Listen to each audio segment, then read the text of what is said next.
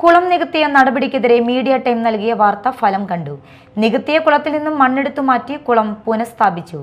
കഴിഞ്ഞ ദിവസം സ്വകാര്യ വ്യക്തി നികത്തിയ പൊതുകുളത്തിൽ നിന്നും മണ്ണ് മാറ്റിയാണ് പുനഃസ്ഥാപിച്ചത്. സ്ഥലം വൃത്തിയാക്കുന്നതിന്റെ മറവിലാണ് കുളം നികത്തിയത്. കുളം നികത്തിയതിനെ തുടർന്ന് നാട്ടുകാരുടെയും ജനപ്രതിനിധികളുടെയും നേതൃത്വത്തിൽ വലിയ പ്രതിഷേധമുയർന്നിരുന്നു. പ്രതിഷേധം സംബന്ധിച്ച വാർത്ത പാരിസ്ഥിതിക മൂല്യം കണക്കിലെടുത്ത് മീഡിയ ടൈം ജനങ്ങളിലേക്ക് എത്തിച്ചിരുന്നു. തുടർന്നാണ് മണ്ണ് നീക്കം ചെയ്തത്. ചാലക്കുടി സെന്റ് മേരീസ് ഫൊറോന പള്ളിക്ക് സമീപമുള്ള പൊതുകുളമാണ് നികത്തിയത്. കനാൽ റോഡിൽ നിന്നും മഴവെള്ളം ഒഴുകിപ്പോകുന്നതിനായുള്ള തോടിനോട് ചേർന്നുണ്ടായിരുന്ന കുളമാണ് അനധികൃതമായി നികത്തിയത്. ഈ കുളത്തിൽ നിന്ന് മഴവെള്ളം തോട് വഴി പള്ളിത്തോടിലെത്തുകയും തുടർന്ന് പറയൻ തോടിലേക്ക് ഒഴുകിപ്പോവുകയും ചെയ്യും. പാടശേഖരമായിരുന്ന ഈ സ്ഥലം ഇപ്പോൾ മണ്ണടിച്ച് നികത്തിയിട്ടുണ്ട്.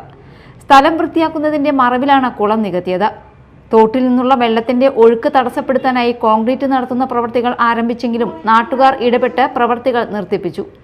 കുളം നികത്തിയതിനെ തുടർന്ന് വർഷക്കാലത്ത് മഴവെള്ളം ഒഴുകിപ്പോകാനാകാതെ സമീപ വീടുകളിലേക്ക് വെള്ളം കയറും. ഈ സാഹചര്യത്തിലാണ് കുളം നികത്തിയതിനെതിരെ പ്രതിഷേധമുയർന്നത്. ഇതേ തുടർന്നാണ് കുളം പൂർവ്വസ്ഥിതിയിലാക്കിയത്. Media time, Chalakudy.